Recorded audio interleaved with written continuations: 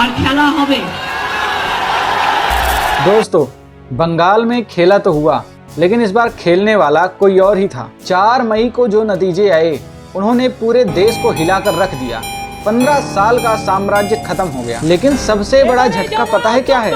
ममता बनर्जी अपनी खुद की सीट भवानीपुर से 15,000 वोटों से हार गई हैं। और उन्हें हराने वाला ये कोई बड़ा नेशनल चेहरा नहीं है, बल्कि उन्हीं के पार्टी के, उन्हीं के एक पुराने साथी हैं। हार के बाद सबने सोचा था कि दीदी सीधे सीधे इस्तीफा देंगी और आराम से चली जाएंगी, लेकिन यहाँ पर तो कुछ उल्टा ही हो गया है।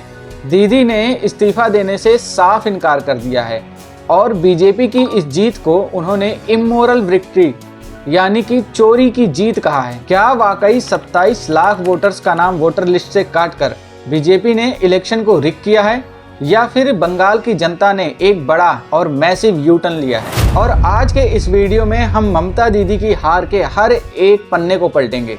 नमस्कार, मैं हूं दीपक मिश्रा, आपका बहुत बहुत स्वागत करता हूं आपके अपने YouTube चैनल दीपक डिकोड में। और आज का हमारा टॉपिक है द बंगाल इलेक्शन। सबसे पहले बात करते हैं भवानीपुर की।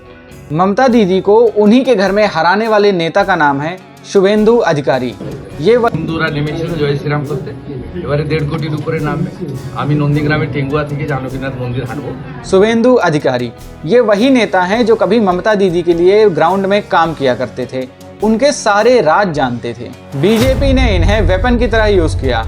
इन्होंने अपने हर भाषण में केवल एक ही बात कही, ममता जी ने बंगाल को पीछे ढकेल दिया है। डाटा देखिए, भवानीपुर के अर्बन वोटर्स जो कि पहले हमेशा से ही टीएमसी को वोट किया करते थे, इस बार वो 12% शिफ्ट हो गए, क्योंकि उन्हें जॉब चाहिए थी, स्कैम नहीं। हार के बाद ममता बनर्जी ने प्रेस कॉन्फ्रेंस की, ये देखिए। Now also I want to say that we didn't lose the election.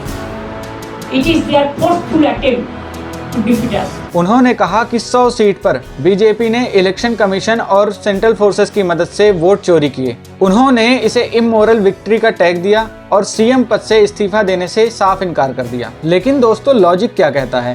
अगर आप अपनी ही सीट हार गए हो तो क्या आपके पास मॉरल अथॉरिटी बचती है? और दूसरी बात, शुभेंदु अधिकारी ने इन्हें कोई पहली बार नहीं हराया है। 2021 में शुभेंदु अधिकारी ने इन्हें नंदीग्राम में हराया था।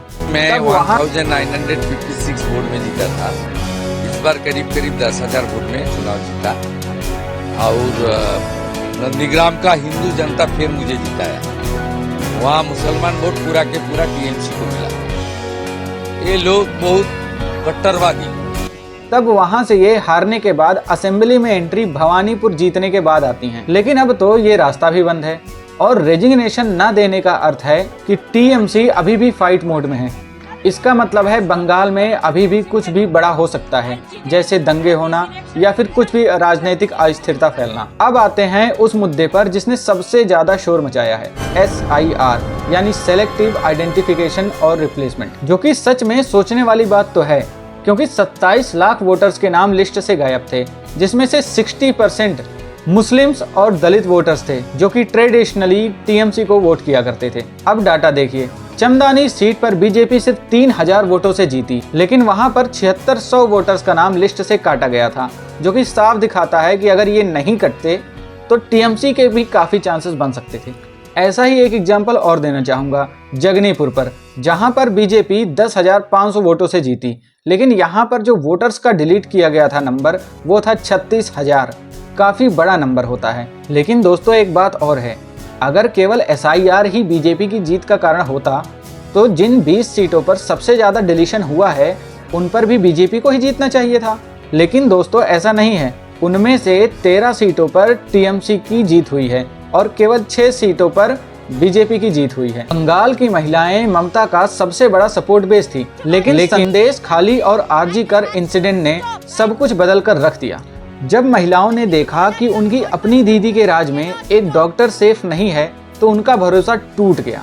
बीजेपी ने इस गुस्से को वेपनाइज किया।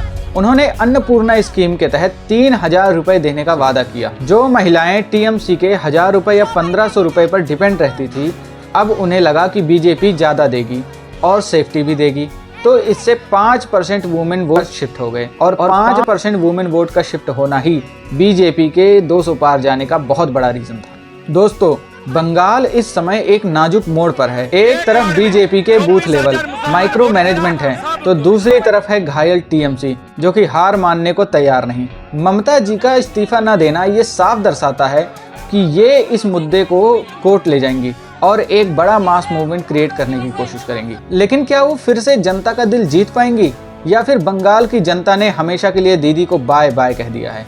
आपका इस पर क्या सोचना है? क्या ममता जी को इस्तीफा दे देना चाहिए या फिर उन्हें अपनी लड़ाई जारी रखनी चाहिए? कमेंट कर बताइए और ये भी बताइए कि क्या ममता जी के दावे सही हैं या फिर बीजेपी ने एक फेयर वॉर में जीत हासिल करी है। वीडियो पसंद आए तो शेयर कीजिए और इसी तरह की इंटरेस्टिंग वीडियोस देखने के लिए सब्सक्राइब करें दीपक डिकोड। नमस्कार, जय हिंद, जय भारत।